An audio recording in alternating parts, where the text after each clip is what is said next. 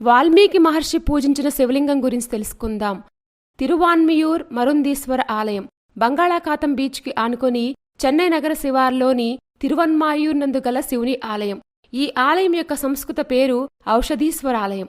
ఔషధం అనగా మందు అని అర్థం. ఔషధాన్ని తమిళ భాషలో మరుందు అని వ్యవహరిస్తారు. అందువల్ల ఈ ఆలయాన్ని ఔషధీశ్వరాలయం అని మరుందీశ్వర ఆలయం అని వ్యవహరిస్తారు. ఈ ఆలయంలోని శివుడు పశ్చిమాభిముఖుడై ఉంటారు. అమ్మవారైన పార్వతీదేవిని త్రిపురసుందరీదేవిగా కొలుస్తారు. ఇక్కడ వినాయకుడికి సుబ్రహ్మణ్య స్వామికి ప్రత్యేక సన్నిధులున్నాయి. ఆలయం ముందు భాగంలో విశాలమైన పుష్కరిణి కూడా ఉంది. ఈ ఆలయం మొత్తం 1 ఎకరం విస్తీర్ణంలో నిర్మించబడింది. రామాయణాన్ని రచించిన వాల్మీకి మహర్షి ఈ ఆలయంలో శివుణ్ణి పూజించారని చెప్తారు. ఇక్కడ శివుడు వాల్మీకి మహర్షిని ఆశీర్వదించారని, అందుకే ఈ ప్రదేశాన్ని తిరువాల్మీకియూర్ అని పిలుస్తారు. ఆ పేరు క్రమంగా తిరువాన్మియూరుగా మారింది. ఆయన గౌరవార్థం ఇక్కడ వాల్మీకి నగర్ అనే స్థలం కూడా ఉంది. ప్రస్తుతం ఈస్ట్ కోస్ట్ రోడ్ అని పిలువబడే ఆలయానికి పశ్చిమ వైపున వాల్మీకి మహర్షి మందిరం కూడా ఉంది. హనుమంతుడు పూజించిన లింగం, ఇంద్రుని శాపాన్ని పోగొట్టిన లింగం అంటే మీనాక్షి సుందరేశ్వర్ మరియు భరద్వాజ మహర్షి పూజ చేసిన లింగం ఇక్కడ ఉన్నాయి.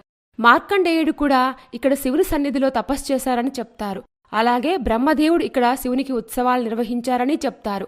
పవిత్ర ఆవైన కామధేనువు తన పాలతో శివలింగాన్ని అభిషేకించినట్లు చెప్తారు. కాబట్టి అధిష్టాన దేవతను పాల్వననాథర్ అని కూడా పిలుస్తారు. మరొక పురాణం ప్రకారం సూర్యుడు మరియు చంద్రుడు ప్రతిరోజు సూర్యాస్తమయం సమయంలో శివయ్యకు పూజలు నిర్వహిస్తారు. దీని కారణంగా ప్రధాన మందిరం పశ్చిమం వైపు ఉన్నట్లు చెప్తారు. ఈ ఆలయం పల్లవ మరియు చోళరాజుల శిల్పకళతో ఉంటుంది. ఈ ఆలయానికి 2 ప్రవేశాలున్నాయి.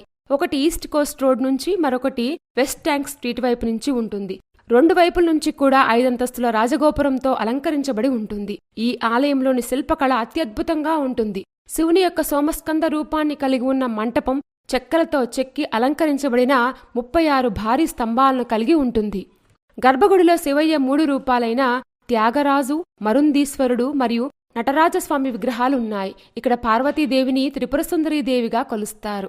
ఈ ఆలయం చెన్నై నుంచి 16 కిలోమీటర్ల దూరంలో ఉంటుంది. మహిమాన్వితమైన వాల్మీకి మహర్షి పూజించిన శివలింగం చాలా ఇంట్రెస్టింగ్గా ఉంది కదూ. ఇలాంటి మరిన్ని విశేషాల కోసం మా ఛానల్ సబ్స్క్రైబ్ చేసుకోండి.